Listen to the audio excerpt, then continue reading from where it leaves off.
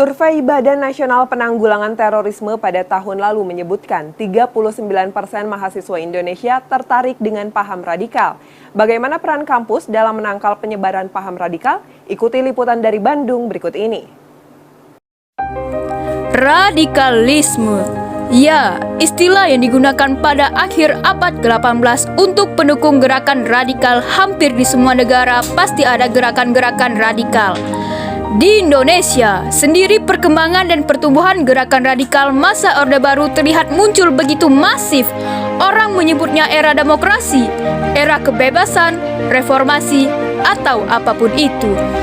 Di negeri, demokrasi hampir memberikan ruang seluas-luasnya bagi setiap warga negara untuk melakukan apapun. Hari ini, perjuangan melawan radikalisme dan terorisme terus diperjuangkan semua ormas dan para tokoh yang masih percaya bahwa NKRI dan Pancasila adalah harga mati. Bersatu hati dan bersatu pada mempertahankan keutuhan bangsa ini dari radikalisme dan terorisme. Gerakan-gerakan radikal ini mudah bertumbuh dan pesat berkembangnya satu kelompok, maka terus muncul kelompok lainnya.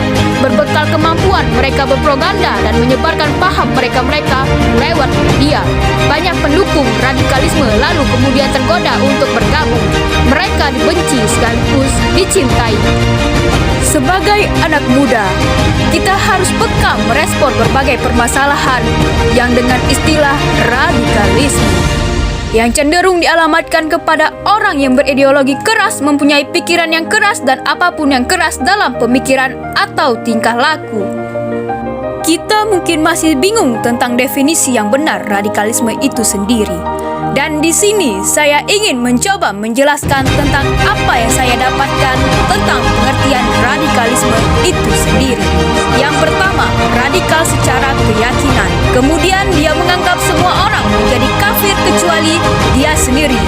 Yang kedua, mereka merasa berhak membunuh orang lain. Kemudian ketiga, yaitu gerakan ideologis yang mana ini ingin menggantikan ideologi negara, seperti di Indonesia ingin menggantikan ideologi Pancasila. Sementara kata radikalisme berarti paham atau aliran yang radikal dalam politik, paham atau aliran yang menginginkan perubahan sosial dan politik dengan cara kekerasan, sikap ekstrim dalam politik. Adapun radikalisme diartikan sebagai paham politik kenegaraan yang menghendaki perubahan besar dalam mencapai taraf kemajuan. Akar masalah radikalisme karena dendam, kebencian, ketidakadilan, kesenjangan sosial, kemiskinan, kebijakan yang dianggap diskriminatif, residu kebebasan, era reformasi. Sekarang, saat radikalisme semakin tumbuh subur, saatnya pula untuk kita lawan secara bersama-sama.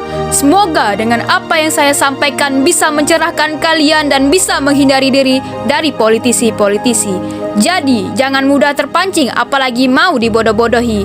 Semangat!